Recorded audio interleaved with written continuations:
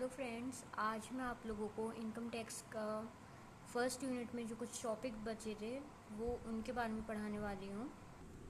तो जैसे कि आप इसमें देख सकते हैं कि हमारा बैकग्राउंड ऑफ इनकम टैक्स रह गया था और कुछ न्यूमेरिकल्स भी रह गए थे। इनकम एग्जेम्प्ट फ्रॉम टैक्स जो इसमें लास्ट टॉपिक है उसमें एक टेबल है, वो मैं बताऊँगी आपको। तो चलिए हम स्टार्ट करते हैं। फिर ये देखिए, ये मैं आपको अपनी बुक से बता रही हूँ। क्या इसमें इंट्रोडक्शन और जो ब्रीफ हिस्ट्री वगैरह जो होती है आपको जो उसमें लिखना है बैकग्राउंड में, ये वो है। मैं ज़्यादा डिटेल में आपको नहीं बताऊँगी, ज़्यादा एक्सप्लेनेशन नहीं दूँगी ताकि आपका टाइम वेस्ट ना हो। तो और ये काफ़ी इजी भी है, तो इसीलिए मैं आपको बस मेन में बता देती हूँ जो आपको एग्ज़ाम में अपने लिखना है। ओके, ये देखिए, ये जो मैंने मार्क कर रहे हैं ना वो आप लिख लीजिएगा कहीं नोट करके, और इन सबको ही आप लिख सकते हैं अपने 10 मार्क्स में। अगर आता है तो, एक आध बार आ चुका है तो आप एक बार ध्यान से देख लीजिएगा। Income tax is an important direct tax. Then the government need money to maintain law in the country, safeguard the security of the country from foreign power and promote the welfare of the people. तो ठीक है, income tax एक direct tax होता है और जो government को इसलिए चाहिए होता है ताकि वो अपने पैसों को जो लॉ एंड ऑर्डर में सिक्योरिटी कंट्री के लिए जो होता है और promote welfare of the people, इन सब के लिए पैसा यूज़ करती है, उसके लिए चाहिए होता है। ठीक है, और हु इज़ लाइबल टू पे इनकम टैक्स, कौन लाइबल होता है पे करने का? Every person whose taxable income for the previous financial year exceeds the minimum taxable limit is liable to pay income tax during the current financial year on the income of the previous financial year at the rates applicable during the current financial year।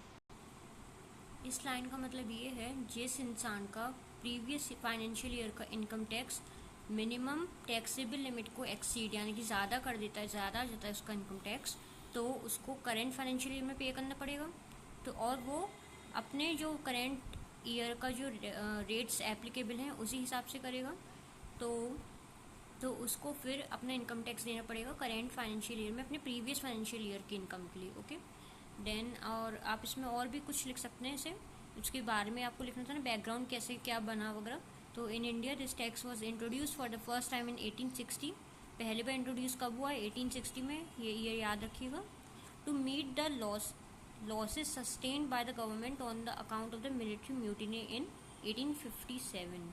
Okay, in 1886 a separate income tax was passed. This act remained in force up to 1917. तो 1886 में ये income tax act पास हुआ और ये कब तक रहा? 1917 तक, काफ़ी सालों तक ही रहा। देन अगले ही साल इन 1918 a new income tax act was passed and again it was replaced by another new act which was passed in 1922। फिर 1918 अगले ही साल एक और एक्ट इनकम टैक्स एक्ट पास हुआ एंड इट वाज रिप्लेस, किसके द्वारा रिप्लेस किया गया? एक और नए एक्ट के द्वारा जो कि 1922 में पास हुआ। Then The Income Tax Act of 1922 has become very complicated on the account of innumerable amendment। अब वो इतना complicated, इतना difficulties उसमें आने लग गई कि innumerable amendments थे उसमें। The government of India therefore referred it to the Law Commission in 1956 with a view to simplifying and for the prevention of tax evasion। तो गवर्नमेंट ऑफ इंडिया ने लॉ कमीशन को पास कर दिया 1956 में, किसके लिए? ताकि सिंप्लीफाई और प्रिवेंशन ऑफ टैक्स इवेजन हो सके, ताकि लोग गलत उससे टैक्स को कम घटाने के लिए इलीगल तरीके से कुछ एक्शंस ना लें। In consultation with the ministry of law finally the income tax act 1961 was pass. उसके बाद मिनिस्ट्री ऑफ लॉ के द्वारा इनकम टैक्स एक्ट 1961 में पास हुआ। The income tax act 1961 has been brought into force with effect from 1 April 1962। और ये force में कब इफेक्टिव में लाया गया? 1 अप्रैल 1962 में। It extended to the whole of India, पूरे इंडिया में लागू किया गया। Then since 1962 several amendments of far reaching nature has been made in the income tax act. काफ़ी सारे अमेंडमेंट्स जो थे वो बनाए गए थे 1962 में इनकम टैक्स एक्ट में। The income tax act 1961 which came into force on 1 April 1962, ये वही जो ऊपर आपको मैंने अभी बताया था वही सब, इसका एक कंक्लूजन सा लिखा है। Has been amended and re amended widely, फिर से 2 बार री अमेंड करा गया था वो।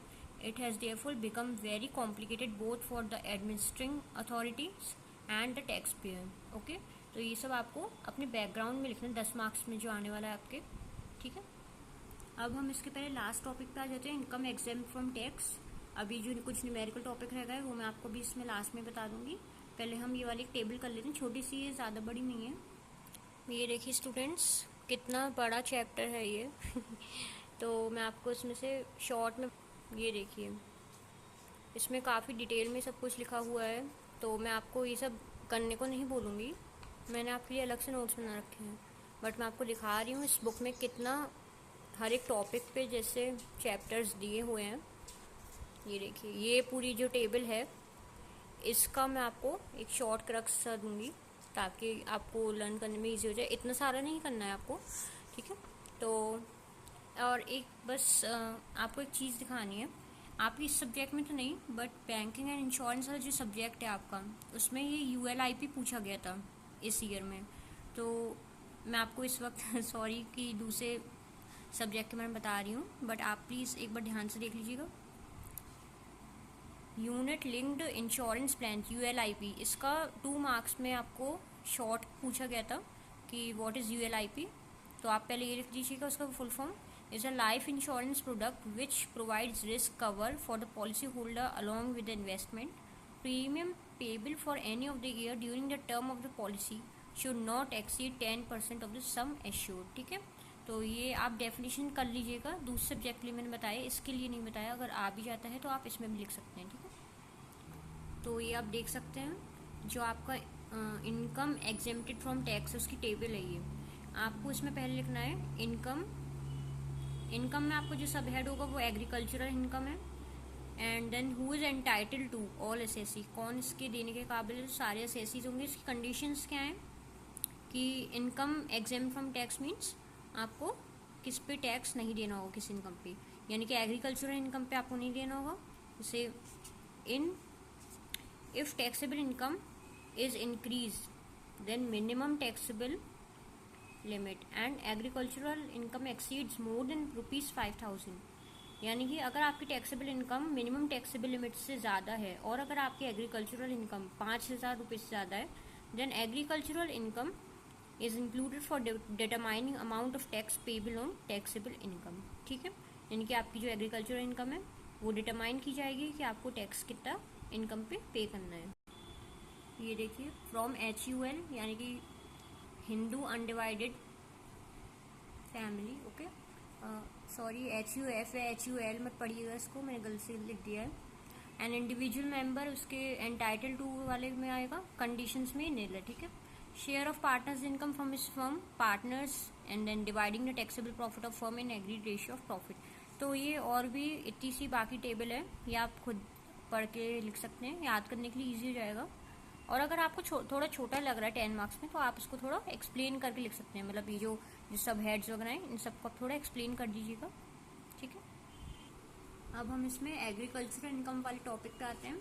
देखिए ये तो आपकी डेफिनेशन हो गई एग्रीकल्चरल इनकम की, यानी कि द ITA यानी कि income tax act defines agricultural income as a total revenue generated by an individual or entity from performing various agricultural activities or agricultural land, यानी कि कोई भी इंडिविजुअल या एंटिटी अगर एग्रीकल्चरल एक्टिविटीज़ से टोटल रेवेन्यू अपने जनरेट करता है, पैसे कमाता है एग्रीकल्चर किसी एक्टिविटी या लैंड से, तो उसको हम एग्रीकल्चरल इनकम कहते हैं, ओके। अब इस पर आप ये देख सकते हैं पूरा चैप्टर है सब पे पूरे चैप्टर हैं, मैं आपको दिखा देती हूँ एक बार। ये देखिए इसमें भी बहुत कुछ है, ये न्यूमेरिकल वगैरह आपको नहीं करना है, ये तो मैं काफ़ी आपको ज़्यादा दिखा दिया, ठीक है। तो अब हम इसमें ये देखिए डेफिनेशन मैंने बताई थी, फिर इसमें आप थोड़ा और बढ़ाने को, अगर 10 मार्क्स में आता है तो ये आप थोड़ा और लिख सकते हैं। The land must be situated in India, ये सब, और जो ऊपर की 3 आपके सेगमेंटेशंस बने ABC, any income from a farm house C section में, ऐसे करके, तो ठीक है। ये आपके काइंड्स पूछे जा सकते हैं 10 मार्क्स में, मैंने इसलिए आपको दिखा दिए, आप लिख लीजिएगा थोड़ा छांट के अपने आप। ये देखिए देन इम्पॉर्टेंट पॉइंट्स ये नहीं करने आपको, ये आप ये देख लीजिएगा एक बार, non agricultural incomes from land, ये आप लिख सकते हैं, बस आपके लिए इतना ही काफ़ी है एग्रीकल्चरल इनकम में, ठीक है। अब हम अपने नेक्स्ट टॉपिक रेजिडेंशियल स्टेटस पे आते हैं एंड टैक्स लाइबिलिटी, ओके। ये देखिए ये हमारे रेजिडेंशियल स्टेटस की डेफिनेशन है।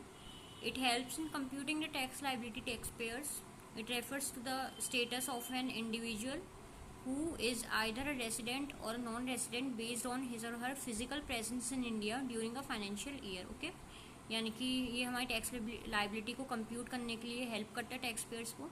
और ये क्या होता है, रेसिडेंशियल स्टेटस मीन्स किसी इंडिविजुअल का स्टेटस, यानी कि वो रेसिडेंट है या नहीं है, नॉन रेसिडेंट है यानी कि, और किसके बेसिस पे कि वो फिजिकल प्रेजेंस इंडिया में अपने फाइनेंशियल ईयर में कितने दिन रहता है। ठीक है, ये टैक्स लाइबिलिटी की डेफिनेशन हो गई आपकी। The tax that we owe to the government as per the income we earn, यानी कि जितने हम अपनी इनकम कमाते हैं उस हिसाब से हम गवर्नमेंट को कितना टैक्स देते हैं वो।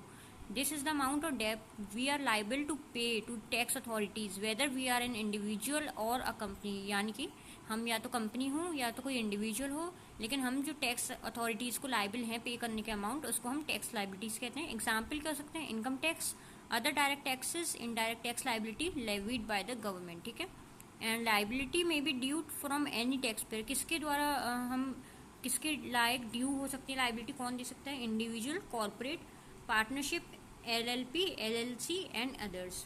LLP का फुल फॉर्म होता है limited liability partnership. Okay, then हमारा आता है टैक्स इंसिडेंस। क्या होता है, an economic term for understanding the division of tax burden between stakeholder such as buyer and seller or producer and consumer related to price elasticity of supply and demand. ये आपको चाहे तो line लिखने की जरूरत नहीं है, economics type हो गई थोड़ा।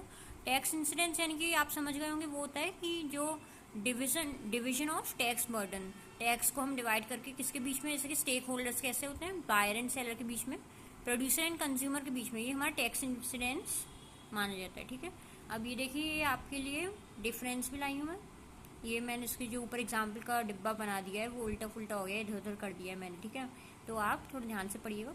टैक्स इंसिडेंस तो मैंने ये देखिए दोनों डिफरेंस मैंने एकदम सही लिखे हैं।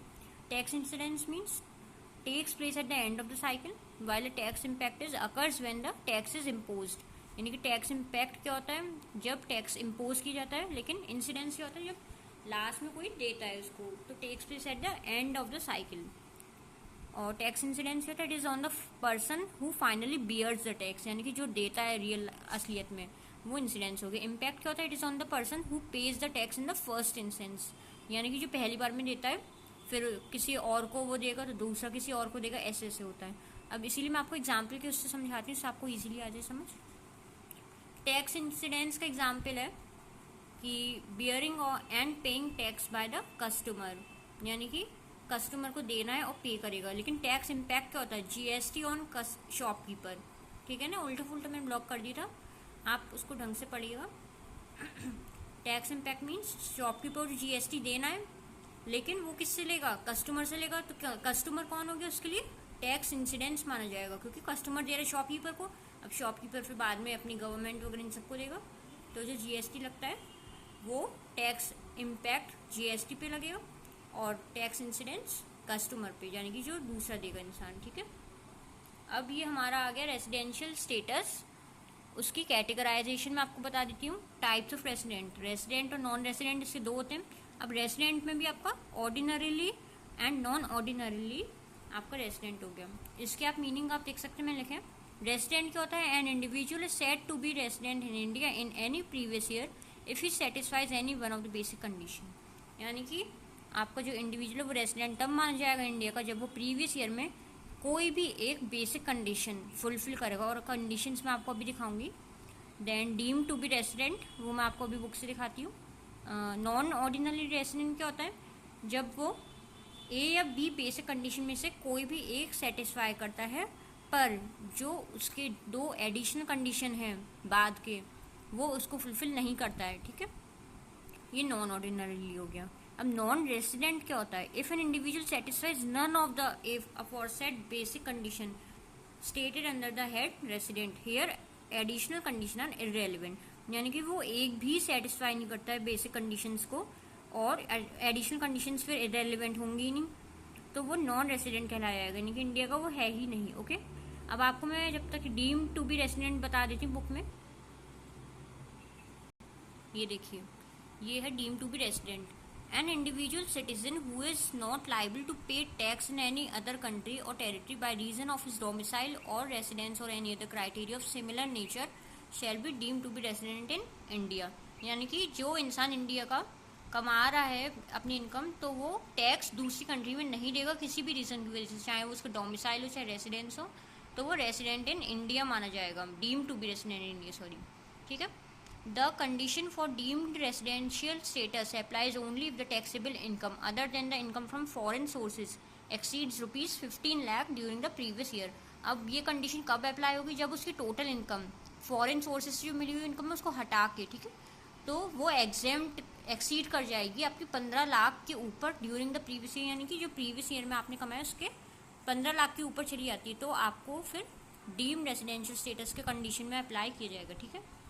ये देखिए फ्रेंड्स, ये मैं आपके लिए टेबल लाई हूँ कंडीशंस की जो आपको फुलफिल करनी होती हैं। तो मैं आपको बता देती हूँ, ये ऑर्डिनरीली रेसिडेंट है, non ordinary and non resident, ठीक है। तो बेसिक वाली में वो कोई एक फुलफिल करता है और दोनों भी फिर उसके बाद हो ही जाएंगे अगर बेसिक फुलफिल करता है वो दोनों, तो या एक कोई, ठीक है। नॉन ऑर्डिनरीली क्या होता है? जब कोई एक या तो पहला या बाद वाला करता है, बेसिक कंडीशन दो होती है ना, ठीक है, या फिर एक नहीं करता तो दूसरा करता है, तो उसके एडिशनल कंडीशन लेकिन दोनों फुलफिल नहीं होती हैं, तो वो नॉन ऑर्डिनरी में आ गया। लेकिन जो नॉन रेसिडेंट होता है वो एक भी बेसिक कंडीशन फुलफिल नहीं करता है, यानी कि एडिशनल भी वो वैसे ही नहीं करेगा, ठीक है।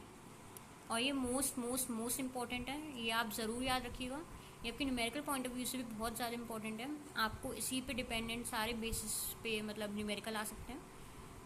If a person stage in India in previous year, ये देखिए मैं बेसिक कंडीशन का आपको पहला पॉइंट बता रही हूँ, यानी कि अगर कोई इंडिया का पर्सन प्रीवियस ईयर में स्टे कर रहा है इंडिया में for a period of 182 days और मोर, यानी कि 182 डेज साल में या फिर उससे ज़्यादा थोड़े दिन, बेसिक कंडीशन का ही पहला पॉइंट है अगर वो स्टे करता है इंडिया में। देन सेकंड कंडीशन जिसका क्या माना जाता है, प्लस 365 डेज इन 4 ईयर्स, पिछले 4 सालों में 365 डेज वो कंप्लीट करता है प्रीसीडिंग रेलिवेंट प्रीवियस ईयर, अपने प्रीसीडिंग में पहले प्रीवियस ईयर के पहले 4 साल जो होते हैं वो, plus 60 days in previous year, यानी कि प्रीवियस ईयर के आपके 60 दिन, उससे पहले 4 ईयर के 365 डेज, और अगर जो पहले इसके मुताबिक देख रहे हैं तो 182 डेज आपकी फुलफिल करता है, ठीक है। तो वो बेसिक कंडीशन में आता है पूरा आपका।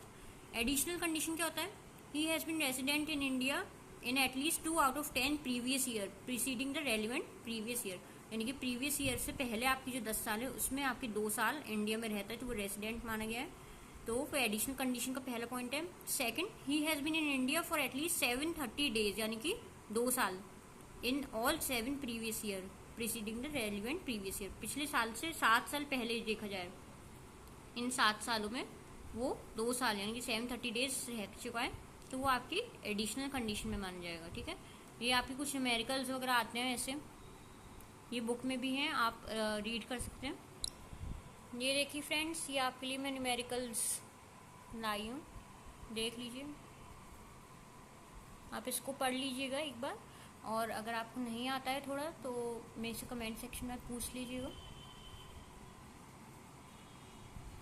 ठीक है। एक मैं आपको बता देती हूँ, ये वाला जो 4th है इलस्ट्रेशन, ठीक है। Shri Ramesh who was born and brought up in India went for further studies to UK on 1st March 2021 and came back to India on 1st October 2022 early in the morning. Compute his residential status for the assessment year 2023 and 2024, ठीक है।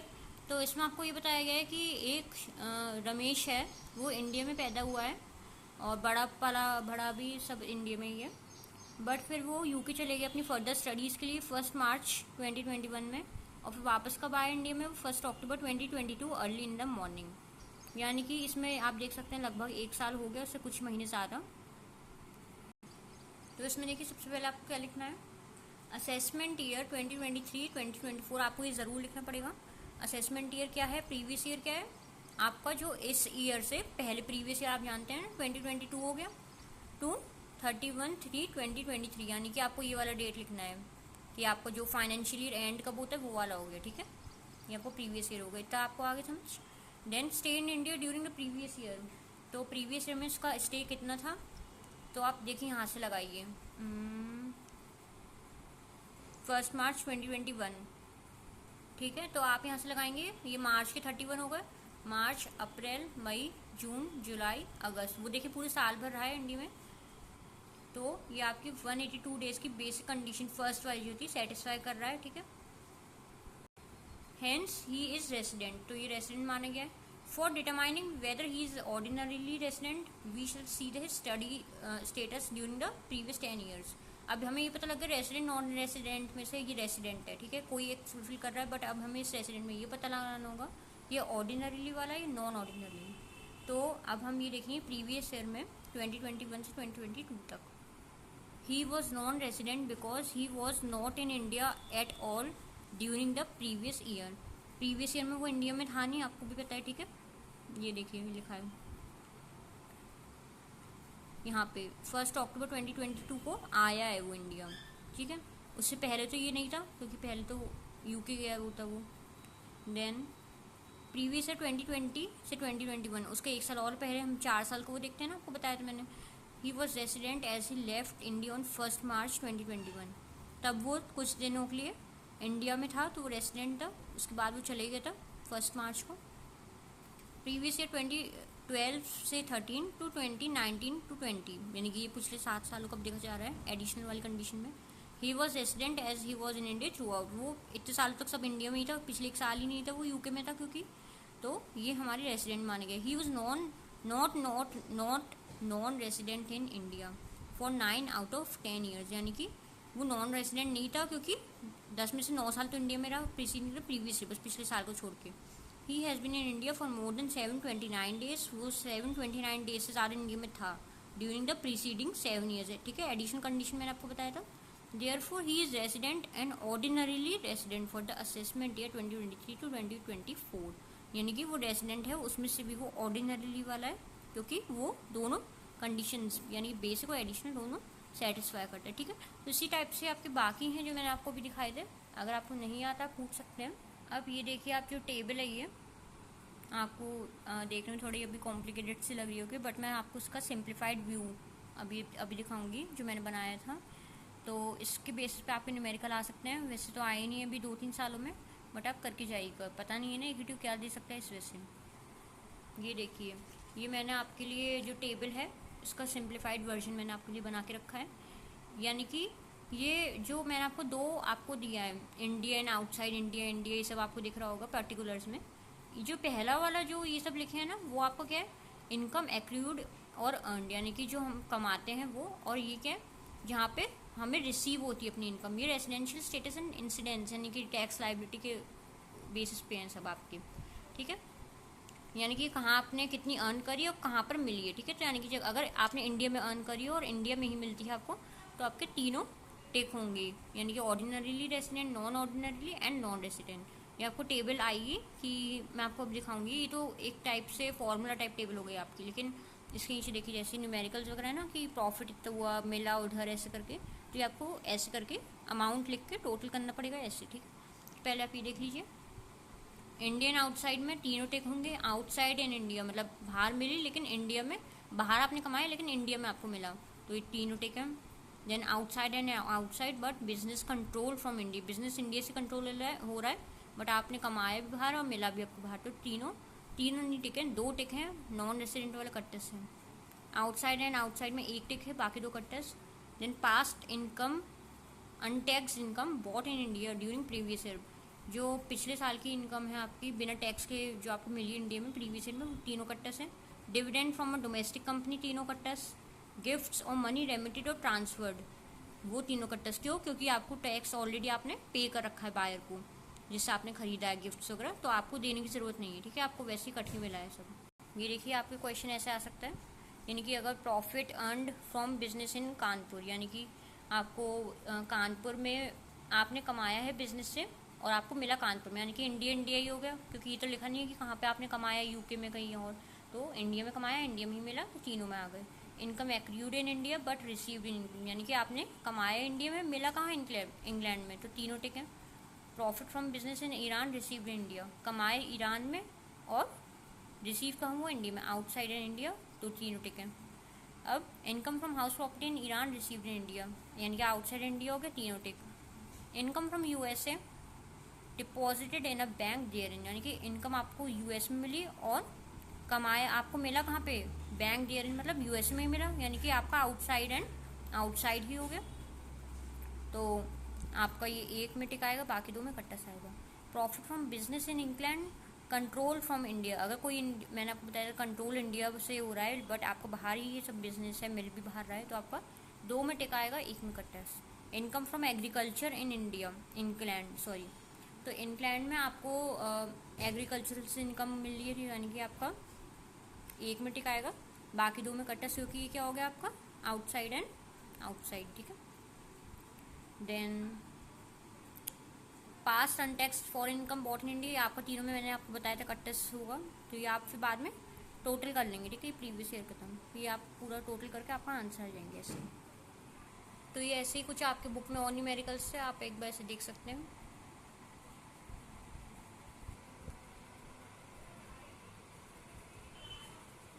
काफ़ी सारे हैं, तो आपको इतना कुछ detail में पढ़ने की ज़्यादा ज़रूरत तो है नहीं, मैंने आपको 1-2 बता दी, उसी टाइप से बस आते हैं, उससे रिलेटेड, ठीक है।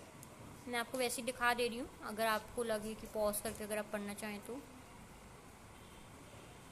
ये क्वेश्चन अगर आप देख लीजिएगा, ये देखिए, ये न्यूमेरिकल आपके एक्सरसाइज वाले हैं, ठीक है। तो फ्रेंड्स, आपने देखा कि मैंने आपको पूरी यूनिट कंप्लीट करवा दी है फर्स्ट, अब नेक्स्ट टाइम से मैं आपको सेकंड यूनिट स्टार्ट करवाऊंगी। तो thank you very much and please like share and subscribe my channel. अगर आपको कोई लग रहा हो पूछना है आपको, तो आप मेरे को कमेंट सेक्शन में ज़रूर बताइएगा, मैं आपको हेल्प कर सकती हूँ अगर, ठीक है। तो थैंक यू वेरी मच।